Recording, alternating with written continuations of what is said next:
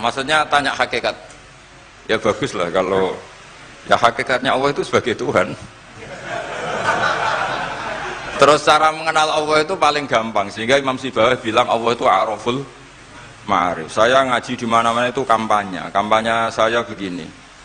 Karena saya pernah diparani orang yang sejenis jenengan. Cuma lebih apa ya? Lebih fasik lah kira-kira gitu. Karena nggak santri sama sekali. Yang datang ke saya itu nggak santri sama sekali. Dia datang begini, Pak Mbak, saya mau Islam serius asal Anda bisa menjelaskan Tuhan itu siapa. Jadi nggak ada sopan-sopannya, dia tanya. Terus saya jawab gini.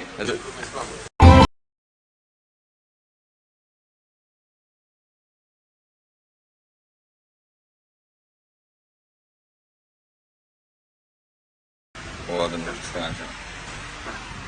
Jadi terus akan ya. Bismillahirrahmanirrahim. Qala Muhammad bin Husain. I'lam rahimana wa huwa iyyaka anan nabiyya sallallahu alaihi wasallam qad a'lamaka iku merohno sapa mirsakno sapa nabi ka ing sira fi hadal hadis ing dalam ikhlas hadis anna Jibril saat temene malaikat Jibril alaihi salam inna ma sa'alan nabiyya sallallahu alaihi wasallam bi hadrati ashabi ana ing ngarepe sahabate para nabi. Inna ma arada mesti ngersakno sapa Jibril ayu alimahum ing yen to ngeruhna sapa Jibril ing para ashab amrodinihim ing urusan agamane para sahabat. Fayam bagi mongko saejo al muslimin apa ya alamu yang to ngerti sapa al muslimin hu ing amrodinihim. Terus pikirannya Syekh Al-Ajuri bahwa Jibril menanyakan Islam dengan niat mengertikan Islam kepada para sahabatnya Rasulullah SAW. Artinya Jibril itu mboten takok carane sugih ngoten. Saiki wong takok kiai iku salah alamat. Wong alim takoki carane sugih, carane dadi bupati, terus carane duwe akeh. Wong alime dhewe ora pati dhuwit ditakoki. Kadang kula iki suwani tiyang, Gus kula bojo kula kathah carane rukun piye. Wong kiyaine ora wani wae kok takoki carane rukun. Jadi intinya niku pertanyaan itu juga kita pelajari. Jibril niku tangklet urusan agama. Artinya yang perlu dingerteni itu urusan apa? Agama. Tapi kita punya masyarakat sing kadang tanya ini sesuatu yang sifatnya khadun nafsi. Terus kiai itu rapati seneng jabatan, kadang ditakoki tiyang carane dadi bupati. Nak dadi bupati salami template orang juta, nak ora dadi darani donyane ngobos. Seloro kabeh dadi kiai. Lan kula seneng nak terkenal donga kula ora mandi. Kok nak mandi ku repot. Dadi dukun. Dadi niki ku repot. Kula gak ada cerita tentang Mbah Hamid Pasuruan. Diceritani bapak kula, Bapak Nurian lami ngaji kalian Ki Hamid. Jadi dawuh beliau soleh zaman akhir ku repot, hisape gede. Bangker terkenal wali, dongane mandi terus wong kepen sugih marani kiai, kepen wayoh marani kiai, kepen jabat marani kiai. Terus ngekei dhuwit. Mari hisab tok, mergo duit sudah dikonversi sebagai materi. Mane beliau pernah menangis. Aku soleh-soleh kumene golek, intinya semua yang ditanyakan itu urusan apa? Agama. Maka kata Imam Syekh Al-Ajuri, seharusnya pertanyaan itu ya urusan agama dan yang harus diketahui ya urusan agama. Maka orang Islam yang harus diketahui ya urusan agama. Terus kalau wau istifadah kalian Ghazofur, memang di depan umum itu penting supaya tidak ada al-qila wal qol. Jadi ini kan diulang-ulang bihadrati ashabi. Ini dalam ilmu hadis itu penting sekali supaya ilmu itu mutawatir. Karena kalau sampai untuk ijazah ke orang tertentu, mau aku tok sih dijazah, itu biasanya malah dibodoni. Kayak bakul, sampai tok sing tak kayak diskon. Nah, gerbang ya domong. Mulane nek dilkon ijazah di depan umum berarti kondang. Ada khusus bahaya. Niku mesti klenik nih. Ngene ku kanca kula sak kelas kalian Gus Munib. Jadi orang itu, makanya saya ngaji itu pede di depan umum. Karena kalau salah ya dibenarkan Gus Zofur, kalau bener juga ganjarannya akeh. Tapi nak ngaji mbek wong loro dhewean iku terus kok cocokan. Nak salah aja kodo-kodo ya kan. Jadi memang ilmu itu suka yang mutawatir saya karena validitasnya jelas. Makanya dulu itu dikaji hadis kok enggak mutawatir itu enggak mutu. Paling firrut batil ulya tentu yang apa? Mutawatir. Dikatakan bi hadrati ashabi atau ketika Nabi khutbah.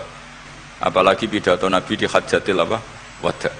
Sehingga hadis ahadi itu banyak yang masalah. Karena satu ada subjektivitas rawi, kalaupun soha itu ada subjektivitas rawi. Seperti yang diceritakan Gus Sobur tadi, Abu Dzar itu orangnya soleh, tapi punya subjektivitas kesolehan yang sangat individualistik, sehingga beliau. Jadi, tapi kalau umum kan standarnya jelas, apa? Standarnya apa? Jelas. Ya saya teruskan. Jadi bihadrati ashabi itu menurut saya kata kunci karena pentingnya mutawatir. Terus menyangkut pertanyaan tadi yang Gus Zofur bilang nggak semua pertanyaan harus dijawab. Sebetulnya saya juga ngeritik. Nggak semua yang diunek-unek takokno. Kadang wong takok nasib. Kita misalnya saya itu sering punya utang 1 juta gak iso nyaur. Kadang wong takok kula diutang 1 miliar carane nyaur piye? Wong kene diutang 1 juta ora carane nyaur kok ditakoki sing utang napa? 1 miliar. Kula ning santri, bojone niku 3 wong sugih. Kowe kurang kesuwan kula takok carane ngrukono bojone. Ya kene bingung piye carane. Bojo sitok kowe kudu purek malah ditakoki. Bojo napa? Nah ternyata santri itu terinspirasi oleh cerita-cerita. Syaratnya wali itu kudu di bojo cerewet. Nak sitok cerewet wali apa meneh nak telu, dia cara berpikir begitu. Nah, itu yang bojo pertama itu ngancam nak masih sah dengan istri kedua ketiga mau bunuh diri. Terus dene nate nyuwun sewu melafatkan tolak. Terus takok teng kula. Niku termasuk mukroh napa mboten Gus? Karena saya melafatkan itu dipaksa diancam bojo pertama mau nopo? Lah iku nang fikih kan hanya ada syaratul ikrah itu mukrih harus mampu mewujudkan mahaddadahu. Kena arah megat tak patah. Ini ndak kasusnya unik. Umumnya bab ikrah di fikih kan nak ora ketak patah ini ndak. Ini kasusnya beda. Nak rabuk turuti aku mati. Itu kan bingung. Ya saya seduari ilmu Gus Zofur jawab wallahu a'lam. Nunggu Jibril ya sudah akan datang. Artinya gini ya, problem kita kekinian itu setiap masyarakat punya iskal atau punya grundel itu ditanyakan kiai. Padahal seharusnya tidak sesuatu yang harus apa ditanyakan. Misalnya gawane di bojo akeh ya mesti sumpek, ngurmat wong wedok sitok sumpek apa meneh telu. Terus gawane wong duwe utang akeh ya sumpek. Hal-hal seperti itu kan lazim. Sebenarnya nggak perlu ditanyakan, biasa wae standar. Tapi kita ini sering menuntut orang lain menjadi solusi ya bagi orang itu. Makanya saya kalau ngajar di Jogja itu sering cerita begitu. Problem orang kota itu adalah kalau punya beban itu dibebankan ke negara atau ke kiai atau ke ustadz. Padahal beban ini sebagai hukuman karena kesalahannya apa? Sendiri. Saya masih ingat betul ketika kasus Aid. Mbah Mun itu orang yang sangat syafiq li ummati, sangat syafiq lah, sangat syafaqah pada umatnya. Ketika ada seorang dokter peneliti obat Aid, itu sangat tertantang, dia sangat obsesi bisa menyembuhkan Aid. Aid yang karena free sex ya, bukan karena ketularan. Saya ulang lagi, yang karena seks bebas bukan karena ketularan. Itu tidak biasanya yai duko, baru pertama itu saya melihat yai itu agak duko. Terus beliau tidak jawab, tapi setelah dokter itu pulang ngendikan begini, pangeran itu kadang ngersano kabeh itu ono sanksine, cara bahasa modern ono sanksine. Ya tujuannya pangeran itu wong ben tobat ben balik nang Allah. Jadi ono wong uripe ngawur diutang, ya sanksine wong urip ngawur diutang ben uripe apik.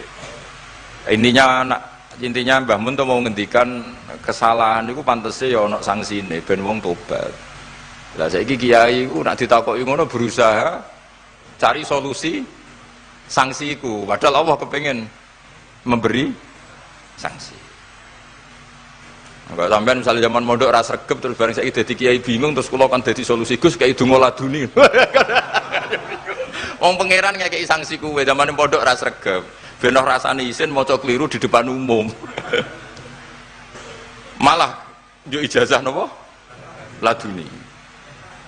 Jadi itu pelajaran bagi saya menurut saya. Jadi kata Mbah Mun la'allahum yarji'un itu la'allahum yantahun yang di Quran itu satu kesalahan itu pasti Allah itu menghendaki ada apa? Sanksi. Tentu maksudnya Allah baik supaya tobat. Tapi sekarang sanksi itu mau dihilangkan. Kadang konsultannya itu kayak bojo kepengen minggat Sing lanang tak takoki kena apa? Mun lami Gus boten kula nafakoi. Ya aku yang mending normale iku minggat iku wis terlambat bojomu kepen minggat saiki iku terlambat. Kudune wis wingi-wingi. Normale wong lanang ra tanggung jawab mencen sanksine bojone minggat. Itu cara kula kiyaine memberi napa? Solusi. Tak tak minggate ning diteng tiyang tuane. Berarti bojomu pinter. Wis ngerti sing lanang ra kena deloki melok wong tuane ya niku. Dadi nah seperti itu menurut saya semua kiai itu harus kayak saya dalam bab itu. Tapi mereka cari donga, piye bojo iki ora dicukupilah seneng. Terus golek akeh pengasih, golek jimat. Akhirnya bangun nanti cerita, sing kula malah tak kenang sih. Akhirnya kiai ini nganti lali ya. Ana wong melarat yo ijazah kiai. Berhubung kiai ini ku isin muni ra iso dijazahi duha mek donga. Kiai ini ku lali nak dhewe fakir. Akhirnya yang minta ijazah itu ditimbali Mbah Mun. Rene tak ijazahi. Kowe yo ijazah duha mek sapa kiai iki. Lha kiai ku dhewe fakir kok mau jalu ijazah. Yo ijazah ya mek aku sing wis sukses dadi kiai sugih. Artinya apa? Bener ceritane Gus Zofur, gara-gara setiap pertanyaan niku memaksakan bisa jawab. Wis koyo ning pondok lho, wis karuan dene dhewe Joko tuwa. Lho kok ngekek ijazah mahabbah. Dene pondok ganti Joko tuwa. Itu di pondok mana-mana Gus, itu ada ijazah laduni. Padahal sing ijazah iku ya tau ra munggah. Sekolahnya ora tau munggah. Ngono dicalon ijazah laduni yo. Coba di pondok-pondok beredar gak ijazah ketemu Nabi Khidir? Beredar. Padahal yang ijazah juga gak pernah. Nah itu karena yang diceritakan Zofur tadi, memaksakan bisa. Jadi karuan dekne dhewe ra iso ya santai wae. Nah aku pengen ngipi ketemu Rasulullah itu beredar gak ijazah itu? Mungkin Pak Dil kan yang pernah mengijazahkan itu. Tapi ora tahu. Sampai tahu ijazah niku Pak Zakaria? Oh, jadi ya ijazah itu terus ya. Karena Jubir Torekoh nih. Jadi intinya kalau tidak bisa ya bilang saja tidak bisa. Sampai apa? Jangan kita lupa tadi ya. Sampai lupa daratan tadi karena problem negara kita termasuk itu. Semua intelektual, semua pakar kalau ditanya problem negara itu semuanya jawab. Akhirnya kan gaduh. Semuanya punya rumus, semuanya punya versi, akhirnya gaduh. Misalnya pemerataan Indonesia rumusnya gimana? Yang satu bilang, wah ibu kotanya dipindah. Yang satu bilang, harus ada sentralisasi di Jawa supaya ada kualitas A, ada kampus terbaik, ulama terbaik. Kalau diratakan nanti kemampuannya rata itu justru tidak bagus. Yang ketiga enggak, wah kualitas demokrasinya dijaga. Yang satu enggak, demokrasi tanpa ekonomi tidak bisa. Nak sehari santri ya sedunia rasa pikir, besok mati ben. Nah itu kan karena memaksakan jawab, akhirnya ada kegaduhan. Zaman tabiin yang masih ada sahabat banyak. Sebetulnya bukan zaman tabiin banget, karena zaman itu masih banyak apa? Sahabat. Itu mereka cara berpikir sudah semua ahlun nar itu redaksi di Quran tuh khalidina fiha, sehingga zaman tabiin sudah banyak yang berpikir nggak ada kemungkinan orang sing yukhrajuna minan nar. Sehingga terus ada kafilah itu, ada delegasi, ayo kita ke Medina, semoga kita ketemu sebagian ashabu Rasulillah. Sehingga cerita akhirnya ketemu beberapa sahabat. Di situ diceritakan ada Jabir, ada beberapa lah yang sahabat sepuh bahkan. Nah terus si Jabir ini, sahabat Jabir ini cerita kalau itu memang ada di syafaati Rasulillah Sallallahu Alaihi Wasallam. Tapi satu kontingen ini yang tetap berpikiran tidak ada syafaat itu banyak. Alasannya semua cerita tentang ahlun nar adalah khalidina fiha. Ketika Jabir masih hidup itu ya sempat terjadi debat. Loh itu yang khalidina fiha itu amma ahlun nar alladzina hum ahluha. Memang dia berhabitat neraka, memang alamatnya neraka. Kalau sehingga ini menjadi khas. Meskipun khas ini iskal, kita akan iskal karena itu di Quran tidak ada maksudnya nggak ada secara sorry yang menerangkan ada kaumin sing yukhrajuna minan nar. Makanya Syekh Al-Ajuri ngendikan ciri khas ahli sunnah adalah mengimani adanya kaum sing yukhrajuna minan nar, karena itu zaman tabiin sudah ada polemik, tapi tentu kita yang mengimani itu. Tapi kalau ada yang tanya di semua Quran kalau masuk neraka itu khalidina fiha, itu dijawab apa? Amma ahlun nar alladzina hum ahluha. Memang dia spesifik ahli neraka, memang dia berpenduduk neraka. Alamatnya neraka, KTP-nya neraka, kakane neraka. Kalau kita ini ndak, KTP kita surga, mbah-mbah kita ahli surga. Karena alamat kita sebenarnya kan surga. Nabi Adam itu kan surga alamat. Makanya saya ngaji di mana-mana itu betapa baiknya agama ini. Karena kunci surga kita sudah dikasih tahu miftahul jannah. Nah, sementara kita tidak tahu kuncinya neraka. Jadi kena mlebu neraka itu kebangetan. Wong ora roh kuncine kok mlebu. Tapi jare kancaku, wah gak ono pintune Gus, langsung blusek. Ini problemnya itu. Tapi nek sampean mlebu neraka itu kebangetan. Karena yang kita punya kuncinya itu surga, kita tidak punya kunci neraka. Ono sing dikunci neraka, mboten to? Nah, harusnya kita nggak bisa masuk neraka karena nggak punya kuncinya. Jadi kalau nak maca hadis miftahul jannah la ilaha illallah itu syukur kalau cek apike Kanjeng Nabi, wong kunci kok didudono. Itu kan luar biasa. Jadi orang memahami hadis itu. Saya ini tahadus bi nikmah, ini mumpung ada Gus Zofur, ini saya tasihkan. Wal asri demi masa, demi waktu. Saya ketika baca ayat yuridu wa bikumul yusra wala yuridu bikumul usra. Dengan ayat wal asri demi waktu. Itu memang luar biasa Islam itu. Coba ya. Kita baca kalimat tauhid itu kan hanya butuh waktu setengah menit, mungkin tidak ada la ilaha illallah Muhammadur Rasulullah. Waktu yang sesikat itu bisa menghapus kekafiran di masa lalu. Jadi misalnya orang kafir 70 tahun itu terhapus kekafirannya hanya dengan singkat melafadzkan la ilaha illallah Muhammadur Rasulullah. Dan waktu pas dia melafadzkan syahadat ini momen paling dikenang ketika nanti di akhirat. Wal asr, demi waktu. Jadi artinya apa? Momen terbaik kita adalah ketika melafadzkan itu. Dan kalimat itu mudah dan sah, asal belum yughorghir, belum keler-kelerek, sah. Dan tanpa syarat. Misalnya sholat tidak butuh suci, butuh nutupi aurat, butuh melakukan rukun dan syarat. Syahadat enggak. Lau talaffadhu kafirun biyadi syahadah, mesti apa sohat hadi syahadah. Padahal kafir urung adus ijek cerita ya betapa agama ini mudah. Ya kan, kalimat yang bisa menghilangkan kekafiran kemudian tidak banyak syarat. Coba kalau kamu mau sholat, syaratnya kan macam-macam. Mau zakat, ulama Islam. Ya, terus kita harus menghindari perilaku tertentu yang perilaku itu zaman Nabi sudah sangat diperingatkan. Misalnya yang masyhur itu Khawarij. Khawarij itu kelompok yang sangat soleh secara zahir. Yes, ibadahnya kata Rasulullah laisa siyamukum kasiyamihim wa qiyamukum kami qiyamihim. Jadi puasa kamu sahabat enggak sehebat puasanya orang apa? Khawarij. Ibadah kamu enggak sebanding ibadahnya Khawarij, tapi mereka sangat biadab. Ya murukuna minaddin murukosahmi minar ramiyah yaqra'unal Qur'an la yujawizu hana jiro. Dan diantara kesolehan yang berlebihan ini kata Nabi apa? Yuqatiluna ahlal Islam wala yuqatiluna ahlal authan. Kalau dijak musuhi sesama Islam semangat, tapi dijak musuhi yang jelas salah ndak semangat. Ini kelompok sing hadarona humun nabiyyu, kelompok yang kita diperingatkan Nabi untuk sangat apa menghindari. Karena logikanya jelas ya. Orang yang kafir saja inginnya Nabi menjadi muslim dengan diajarkan syahadat. Tapi ini orang yang sudah muslim, seleranya Khawarij, dikeluarkan dari Islam. Tahlilan kafir, kuburan kafir, nyekelake kafir. Apa saja menjadi kafir. Ini pertanyaannya kan, inginnya seorang Nabi itu kan tentu dari kafir menjadi muslim. Ini yang sudah Islam menjadi kafir. Maka cerita-cerita di beberapa ulama, ini kenangan saya ngaji di sini. Ini sekaligus cerita penutup. Ada orang ekstremis ketemu Islam alim. Terus ketika melihat ahlul ma'asi itu maksiat, ahlul ma'asi ketika maksiat, sedang maksiat.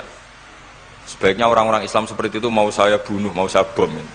Ini yang cerita orang-orang alim ke saya.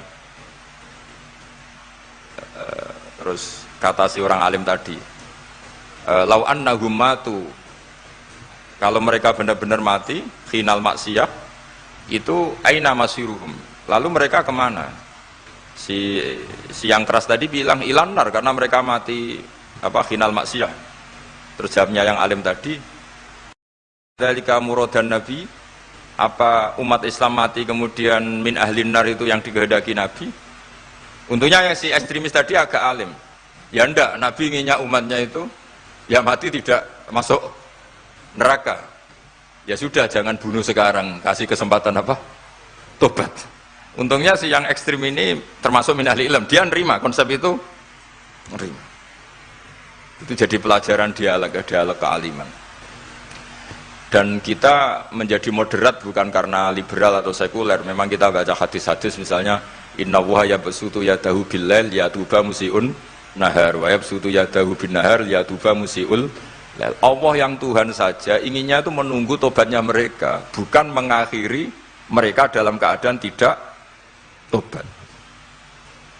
Jadi ini supaya jadi faham, menjadi khas kita. Ya Allah yang Tuhan saja inginnya kan menunggu tobatnya mereka, bukan malah tobat itu kita hentikan ya dengan dibunuh ketika maksiat. Itu artinya kan kita tidak memberi kesempatan tobat.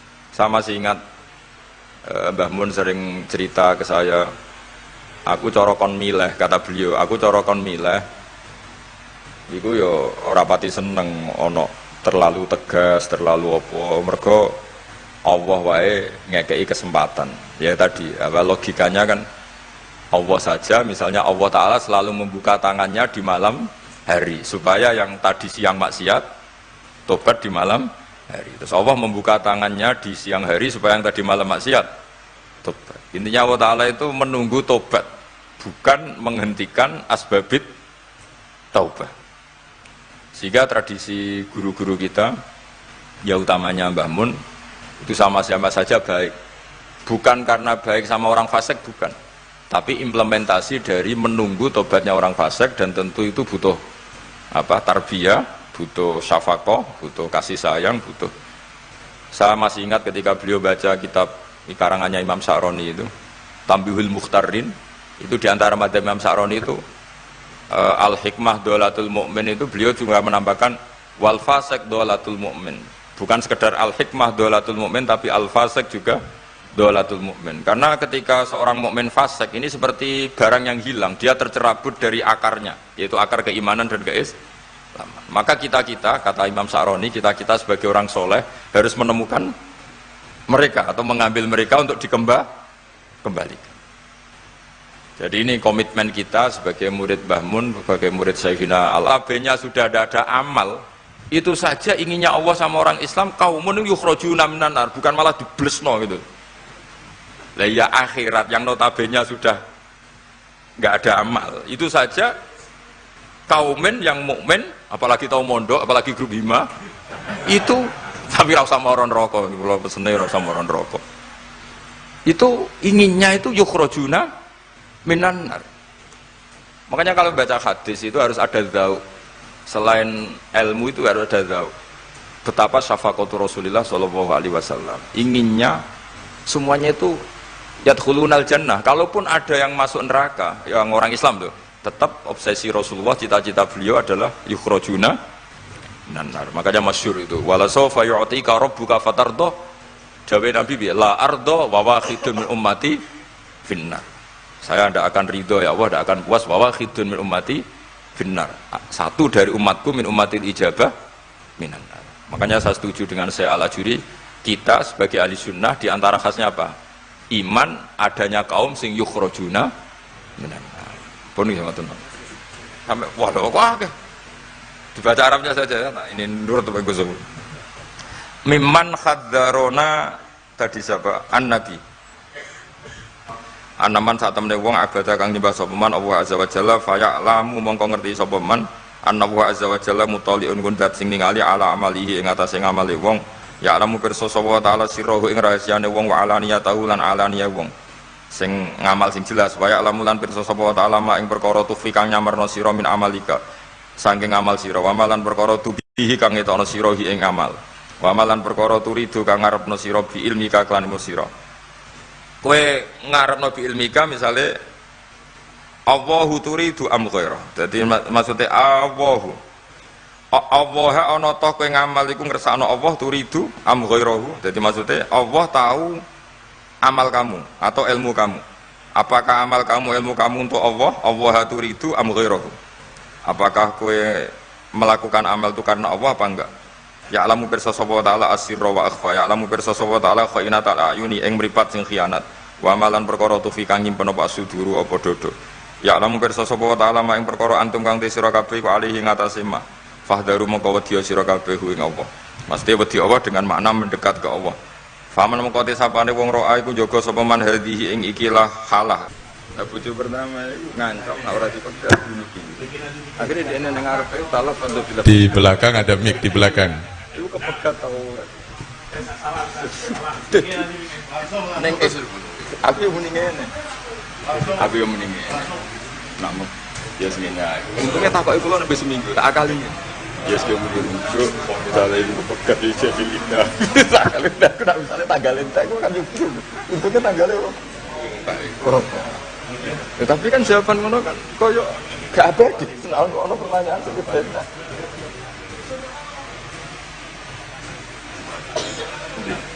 Untuk buka dulu. Sing kecamatan iki. Betul. Kosok dulu. Napa? Hati. Di kecamatan. Iki. Bismillahirrahmanirrahim. Assalamualaikum warahmatullahi wabarakatuh. Bagi para hakim ya HKI itu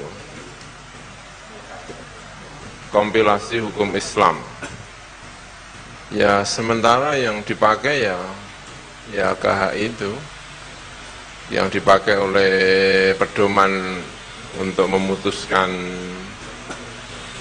yang diajukan ke napa jenenge di mahkamah-mahkamah yang berurusan dengan terutama pernikahan. Apakah karena kan khilafnya fikih kan akeh. Khilaf napa jenenge fikih niku kathah. Nah, kula nggih mboten ngertos niku KHI niku. Yang saya tahu ya pokoknya KHI itu nggih niku napa jenenge sudah pilihan-pilihan di antara ulama dijadikan pedoman bagi para hakim. Karena itulah ya kadang-kadang nyun sewu hakim-hakim itu yang dipelajari ya KHI. Ora patio ngerti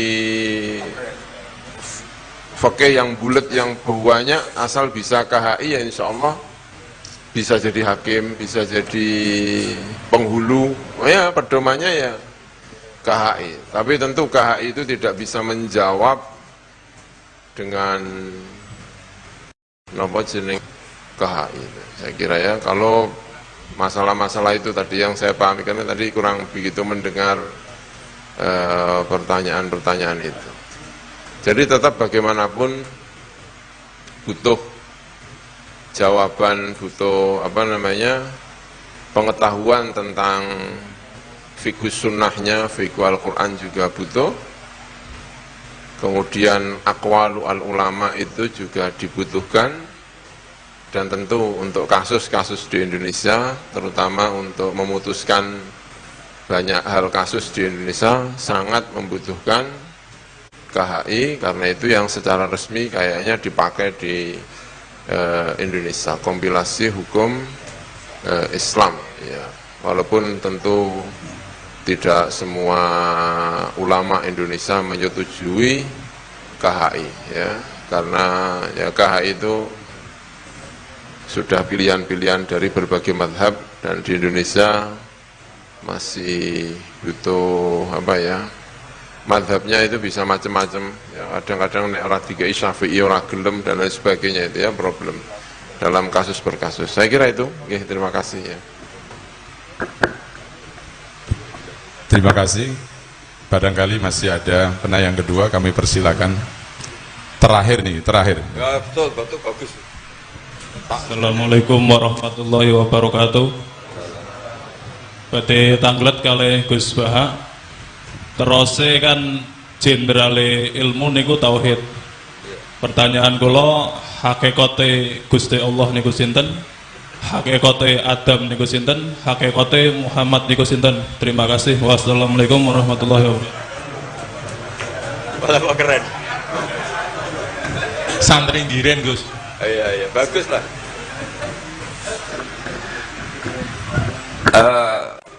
maksudnya tanya hakikat. Ya bagus lah kalau ya hakikatnya Allah itu sebagai Tuhan. Terus cara mengenal Allah itu paling gampang, sehingga Imam Sibawayh bilang Allah itu a'raful ma'arif. Saya ngaji di mana-mana itu kampanye saya begini. Karena saya pernah diparani orang yang sejenis jenengan. Cuma lebih apa ya? Lebih fasik lah kira-kira gitu. Karena nggak santri sama sekali. Yang datang ke saya itu nggak santri sama sekali. Dia datang begini, Pak Mbak, saya mau Islam serius asal Anda bisa menjelaskan Tuhan itu siapa. Jadi nggak ada sopan-sopannya, dia tanya. Terus saya jawab gini, ya aku aja kewaco. Terus saya bilang, kamu peneliti, ya saya peneliti. Kamu orang pinter, ya saya orang pinter. Dia punya gelar. Ya kira-kira gini, kalau gelas ini saya banting, terus pecah, kamu bilang apa? Ya karena sebabnya dibanting, ya sudah. Kira-kira alam raya ini kan kadung berstatus maujudat. Kira-kira logis enggak kalau hadil maujudat khalaqahal adam, ini maujudat diciptakan ketiadaan. Final adam la yu'athiru syai'an, tentu sesuatu yang enggak ada itu la yu'athiru syai'an. Di mana-mana sing yu'athiru yang bisa menciptakan atau membekasi itu adalah al-wujud. Ya berarti Allah itu penyebab dari semuanya, Pak. Iya. Ya dari dulu kiai-kiai bilang gitu kan saya enak. Nah, intinya gini, terus dia menjadi sadar setelah Allah tak beri status wajibil wujud. Makanya saya tambah tua, itu tambah kagum sama ulama dulu. Kenapa kita mulai kecil dikenalkan wujud kidam bakok, kira-kira gitu. Hadhil maujudat, alam yang sudah kadung wujud ini kan mau tidak mau harus disebabkan oleh yang wujud. Masa wujud disebabkan nihilisme atau ketiadaan? Ya kira-kira gitu. Kalau sama tanya hakikat Allah yang mudah dikenali apa? Beri status wajibil wujud. Yang wajibil wujud ini oleh kita adalah disebut Allah. Lah yang menerangkan itu siapa? Ya Nabi Muhammad. Lah Nabi Muhammad turunannya siapa? Ya secara zahir turunnya Nabi Adam. Kan ya sudah gitu kira-kira. Sudah, sampean yang senang saja hidup, enggak usah mikir itu. Ya sudah kita aja. Kalau nggak diterangkan secara zahir, nanti orang Habib itu Nur Muhammad Qobla. Terima kasih kami sampaikan, meskipun sebenarnya kita masih haus mendengarkan petua-petua beliau, tetapi mengingat waktu yang sudah cukup malam, kami tutupkan sampai di sini. Tetapi sebelum kita tutup dengan bacaan doa, kami mohonkan kepada saudara Ulil Albab untuk memimpin bersama-sama membaca qasidah Sa'duna Fid Dunya. Kepada sahabat rekan Ulil Albab kami persilahkan.